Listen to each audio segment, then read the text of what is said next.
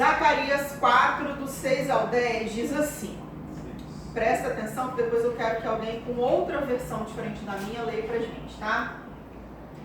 Ele prosseguiu e me disse: esta é a palavra do Senhor a Zorobabel, não por força nem por poder, mas pelo meu espírito, diz o Senhor dos exércitos. Quem é você, ó grande monte, diante de Zorobabel?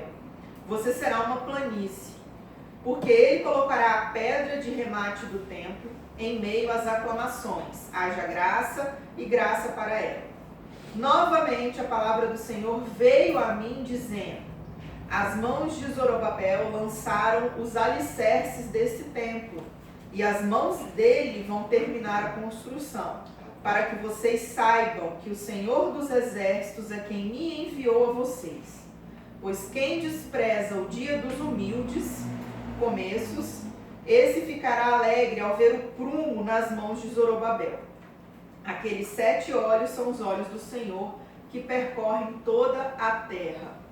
Quem tem uma visão diferente dessa? Lê pra gente, João, sua versão, por favor.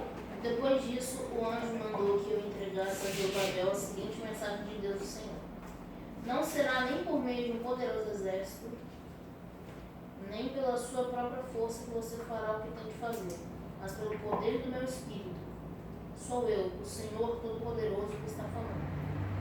Diante de Zorobabel, altas montanhas vão virar campos planos. Ele vai trazer a pedra mais importante do templo e o povo vai gritar: que beleza, que beleza. O Senhor falou comigo mais uma vez. Ele disse: Zorobabel pôs o alicerce deste templo e ele mesmo vai terminar a construção. Quando isso acontecer, o povo saberá que eu, o Senhor Todo-Poderoso, enviei você para falar a eles. E os que não deram valor a um começo tão humilde vão ficar alegres quando virem Zorobabel, terminando a construção do templo.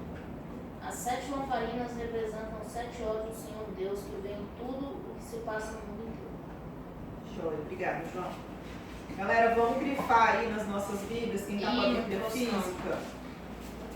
Marca aí de alguma maneira. Marca aí de alguma maneira o verso 6 e o verso... Carreteiro, preciso. Não posso falar. É aqui, tem 3 aqui. Verso 6 e verso 10. A gente vai falar bastante desses 2 versículos hoje, tá? Pode levar? Verso 6 e verso 10. Não está prestando. Não por força nem por poder, mas pelo Espírito, diz o Senhor dos Exércitos. Essa também vaza de falar. Pode ser. 6 e 10? 6 e 10. E o 10, a parte A dele, só a parte A. Pois quem despreza o dia dos humildes começos, ou dos pequenos começos, também em outras versões, esse ficará alegre ao ver o rumo que as coisas vão tomar, ou seja, o rumo das mãos de Zorobabel. Gente, essa passagem, ela fala de uma visão que o profeta Zacarias teve, que um anjo do Senhor deu ao profeta Zacarias.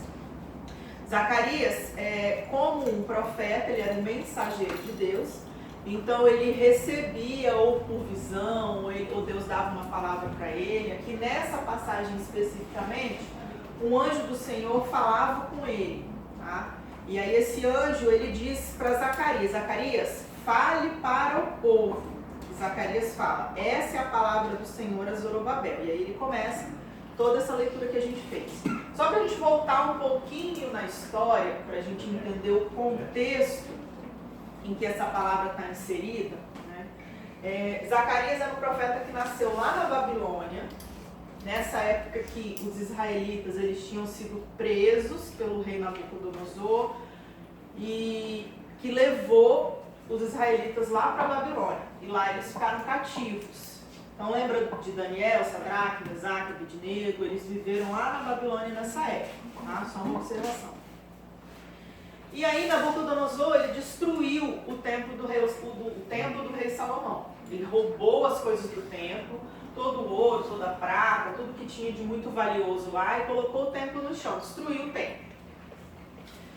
E isso, nesse período, os israelitas estavam lá na Babilônia.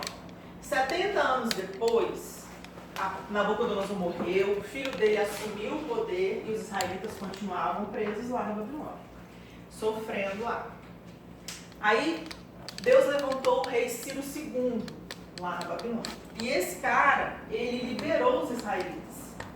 Então os israelitas eles puderam voltar, quando o rei Ciro II assumiu a liderança lá na Babilônia, eles puderam voltar para Israel. E aí quando eles chegam em Israel de novo, é que Deus fala com eles. Deus fala com esse cara aqui que era Zorobabel. Zorobabel, ele era um líder no meio dos israelitas. Ele era um homem que tinha influência sobre os israelitas. E eu acredito que todo o contexto, que eles deviam estar bem desanimados, bem chateados, porque o templo de Salomão tinha sido destruído, né? E as coisas tinham sido roubadas. Então eles deviam estar desanimados para construir, reconstruir tudo de novo. E aí Deus, através do profeta Zacarias, ele dá essa palavra de ânimo para eles, né? E especificamente para Zorobabel, que era um dos líderes dos judeus naquela época. E aí ele fala que foi esse versículo que eu pedi para vocês grifarem aí, o 6. Não por força nem por poder, mas pelo meu espírito. Então, Deus fala para os israelitas que não seria pela força do braço deles, não seria pela vontade deles, não seria pela capacidade deles, mas o templo seria reconstruído pelo poder do Espírito de Deus. O Senhor os capacitaria para que eles construíssem o templo novamente. Então eu acredito que Deus, através dessas palavras, ele deu uma fala animadora para aquele povo que estava tão desanimado, tão destruído na volta, né, para a casa da Babilônia. E aí, o Senhor então Zacarias entrega essa palavra, né, de que o templo ele seria construído de novo pelas mãos de Zorobabel. Então ele fala que Zorobabel começaria e terminaria a reconstrução do templo. E aí eu acredito que pelo contexto, né, eles devem ter se animado, se fortalecido, e aí eles começam a construção do templo. E nisso, Zacarias também diz, vamos lá no 10, ó. Pois quem despreza o dia dos humildes começos, esse ficará alegre ao ver o prumo nas mãos de Zorobabel. Ou seja, Zorobabel que é quem? Uma pessoa? Zorobabel é uma pessoa. Mas Parece um nome de lugar, né? Então, Não, mas era um cara, ele era um dos principais líderes políticos dos judeus. Lá na Babilônia, ele era da liderança, dos cabeças dos israelitas. Quando eles voltam da Babilônia para Israel, aí eles começam a reconstrução do templo em cima dessa palavra que o profeta Zacarias entregou para Zorobabel, né? Para as pessoas que estavam lá, através de Zorobabel. Tá? E aí a gente vê aqui que pela capacitação que Deus daria a eles, eles começam a reconstrução do templo. E essa questão dos humildes começos é uma coisa que chama muito a minha atenção. E particularmente, eu e o Marcos, nós vivemos muito isso, essa questão de um começo pequeno, de um começo humilde, de não desprezar essas pequenas coisas que Deus coloca na nossa vida, que nos impulsionam a crescer, a continuar. Como Zacarias fez aqui com essa palavra, foi uma palavra que Deus entregou que deu ânimo para eles. Se eles tivessem pensado, não, vou ter que reconstruir tudo de novo, não, vamos mexer com isso não, vai dar muito trabalho, eles não teriam cumprido o propósito de Deus e lá na frente eles não teriam colhido, né, os frutos com relação a isso. Um outro exemplo que a gente pode se lembrar aqui também é a história de Davi, do rei Davi. Todo mundo lembra de Davi? Davi e Golias, todo mundo conhece, né? Davi, ele também teve um pequeno começo. E Davi não desprezou esse pequeno começo. Davi, ele foi intencional no início da caminhada dele. E isso a gente traz um paradoxo para cá hoje, uma ligação com as nossas vidas hoje, principalmente com a de vocês, que estão no começo da vida de vocês, principalmente buscando o profissional, né? Daqui a alguns anos, se Deus quiser, todos vocês estarão inseridos no mercado de trabalho. né? Em nome de Jesus. E vocês precisam, para isso, não desprezar os primeiros começos. Não só no mercado de trabalho, mas em todas as áreas da vida de vocês. Sentimental, emocional, pessoal. E aí Davi, quando ele ainda era um pré-adolescente, um adolescente, ele decidiu não desprezar o pequeno começo que Deus deu a ele, através da obediência dele aos pais deles, né? Ele era um pastor de ovelhas, ele pastoreava e defendia as ovelhas do pai dele. E ele também, ele era uma espécie de, vamos dizer assim, de um trabalhador do iFood naquela época. Por quê? Quem sabe me dizer? Entregava as coisas. Ele entregava comida para os irmãos dele todos os dias. A mãe, lembra? Todos os dias a mãe dele fazia alimentação lá, preparava as marmitas dos irmãos. Os irmãos dele eram guerreiros, eram fortes, eram corajosos, tinham um reconhecimento das pessoas. E aí Davi era, entre aspas, um mero pastorzinho de ovelhas. E ainda, além de ser um pastorzinho de ovelhas, ele ainda levava todos os dias a refeição dos seus irmãos lá no acampamento dos exércitos, do exército lá do rei Saul. Vocês acham que Davi gostava de ser um pastor de ovelhas? Ele gostava de todo dia levar comida para os seus Eu irmãos? acho que poderia ser também por causa dos ciúmes dos irmãos também. Tá bom. Então, eu acredito, né, a Bíblia não fala sobre isso, mas se a gente for entrar no contexto da história, imagina, seus irmãos mais velhos, todos são guerreiros, todos estão trabalhando no exército do rei, e você é o menorzinho, seu pai não te dá muita atenção, te coloca para pastorear as ovelhas e para levar a comida dos seus irmãos. Eu acho que não era muito legal para Davi, né? Mas ele abraçou esse processo. Ele não desprezou esse pequeno começo dele. Eu acredito que Davi podia ter virado para o pai dele, para a mãe dele, e falado assim, não, eu não vou cuidar dessas ovelhas, eu quero ser como meus irmãos. Não, eu não vou levar comida para eles, eles que se virem e arrumem o seu exército por lá e comam por lá, que eu não vou ficar andando no sol, andando na chuva, andando quilômetros para levar a comida para eles, enfim. Davi ele podia ter desistido, ele podia ter não obedecido. Mas, com certeza, como Deus não faz nada sem um propósito, se ele tivesse desistido, se ele tivesse desobedecido, se ele tivesse caído na tentação de não fazer porque era difícil, porque era longe, porque ele estava cansado, porque ninguém valorizava ele, porque as pessoas achavam que ele não seria capaz de ser um grande homem lá na frente, como os irmãos dele eram. Se ele tivesse desistido, ele não teria sido um grande rei de Israel como ele foi. Vocês concordam comigo? Ele foi intencional no processo dele. Ele abraçou o processo dele, ele fez tudo com excelência. Tanto é que a Bíblia conta pra gente que Davi, ele lutou contra leões, lutou contra urso, para defender as ovelhas do rebanho do pai dele, para defender ali o que eles tinham, né? Se fosse muitos de nós, imagina, você no meio do nada, levando um rebanho de ovelhas e aparece um leão, aparece um urso para atacar uma ovelha, eu vazava. Não sei vocês, mas eu acho que provavelmente eu Não sei se vazava. vocês sabem, mas se o urso dá uma patada na sua cabeça, ele arranca a sua cabeça. Tipo isso. Esse detalhe. E aí, Davi não, ele não pensou duas vezes em defender aquele rebanho, em defender aquela ovelha. E isso, se a gente parar para pensar, isso foi uma estratégia de Deus para preparar Davi, porque ele ia viver lá na frente como rei de Israel. Demorou muito para ele virar rei? Pastor, demorou muito para ele virar rei? Demorou um bom tempo.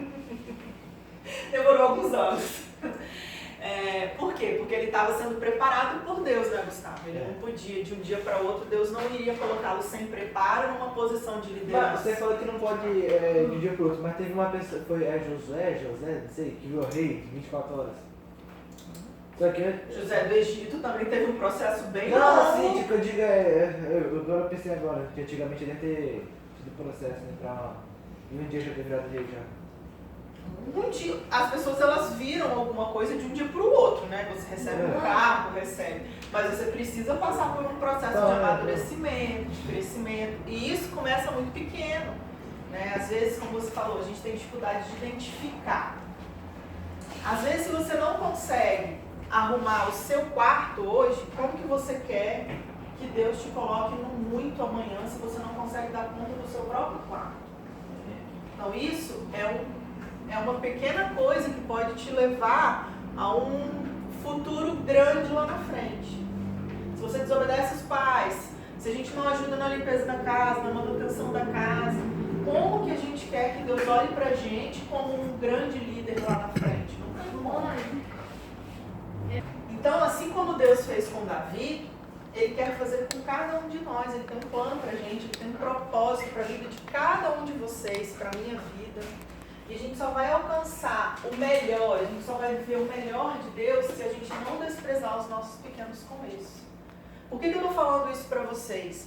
Porque muitas vezes vocês não conseguem perceber o quão importante é a ajuda de vocês em casa, a ajuda de vocês com o irmão mais novo, o serviço de vocês na igreja. Por quê? Porque isso faz parte do processo de preparo de vocês para o que Deus tem para vocês lá na frente. Se vocês se rebelam agora, não vou acordar cedo para ir para EBD, não vou lavar essa pilha de vasilha, mãe, que saco.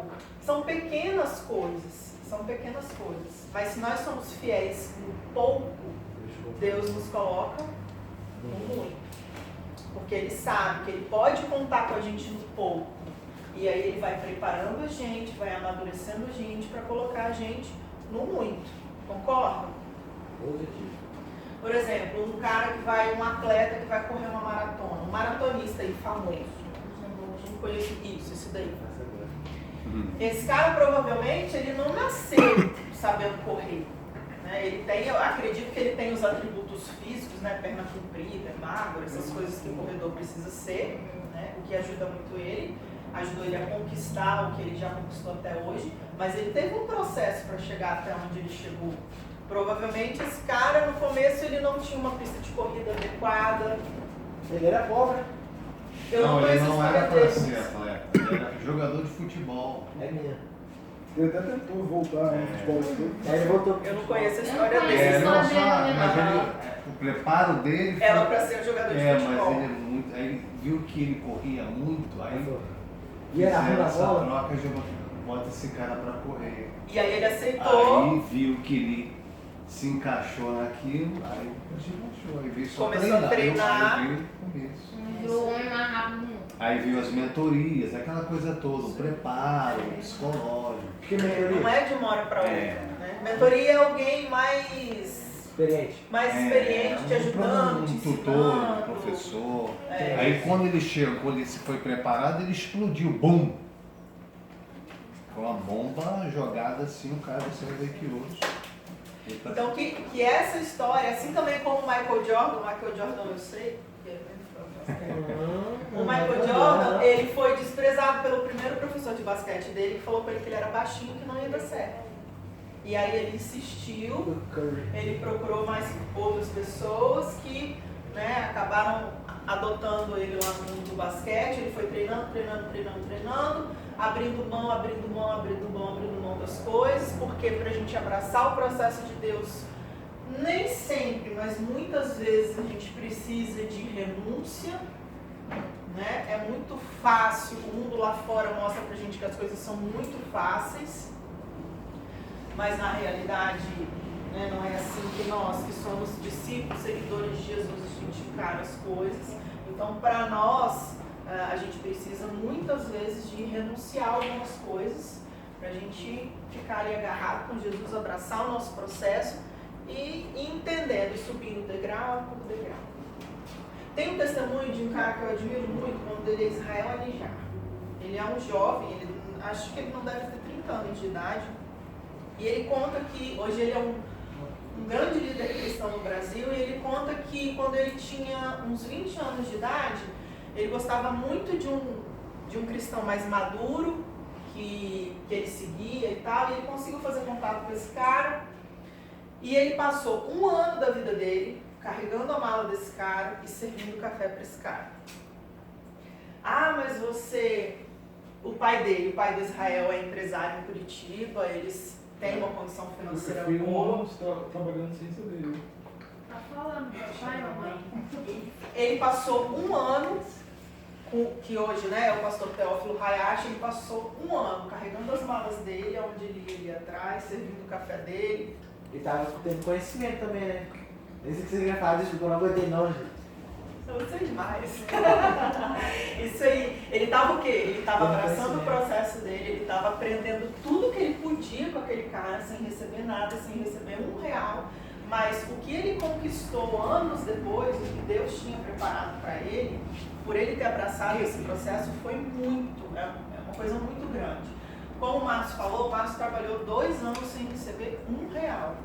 A gente faz estágio desde o 2º ano da faculdade, né? Então, Aonde eu estagiava e estagiário de medicina veterinária, até hoje, praticamente nenhum deles o estágio é remunerado. É tudo por amor. A gente vai você no fala, amor. até hoje a gente Mas recebe. eu não Que estagiário. isso? Não, então, mas Eu quando formado já. quando a gente era estagiário, a gente limpava a baia, a gente tirava cocô de cachorro, a gente limpava o xixi de cachorro, a gente servia cafezinho para os veterinários, eu limpava a geladeira da clínica, eu limpava o fogão da clínica. Agora você é dona de 2 clínicas. Tá vendo como Deus honra a gente quando a gente não despreza os pequenos começos? Eu podia muito bem falar assim, não vou falar aqui não. Desista. A minha mãe também. A minha mãe começou sendo lavando o chão no banco, hoje em dia ela é gerente. É. Excelente testemunho. Por que a gente está passando isso para vocês hoje? Porque, infelizmente, hoje, o que a gente observa é que a maioria dos adolescentes e dos jovens, eles não querem aprender nada, eles não querem acompanhar ninguém se não tiver um retorno financeiro. E vocês precisam enfiar na cabeça de vocês que dinheiro não é tudo na vida, que vocês não têm que fazer tudo pensando em dinheiro. Vocês estão numa idade que vocês precisam amadurecer. Dinheiro é importante? É importante, mas muitas vezes não vai impedir vocês de chegarem aonde Deus tem com vocês, se vocês ficarem pensando só nisso. Então a gente precisa não desprezar esses pequenos começos. E ele fazia faculdade de advocacia e ele conseguiu um estágio na área do direito, né? E ele ia receber pelo estágio. Estagiário de direito geralmente é remunerado, né? E ele ia receber. Só que o que ele faria no estágio? Ele estava no comecinho da faculdade, não sabia muita coisa, e ele precisaria servir café para os advogados mais velhos. E tirar cópia, fazer cópia na máquina de xerox. Ele simplesmente virou, ele foi para a entrevista do estágio, ele passou na entrevista do estágio, e aí ele virou para os caras e falou assim, olha, eu não vou, eu faço direito. Eu não estou aqui para ficar tirando cópia e para ficar servindo café. E aí ele não entrou no estágio, ele não entrou em nenhum outro estágio na vida dele, ele não entrou na vida profissional. Então, assim, a soberba, o orgulho, muitas vezes não, praticamente sempre, ela também barra os planos que Deus tem pra gente.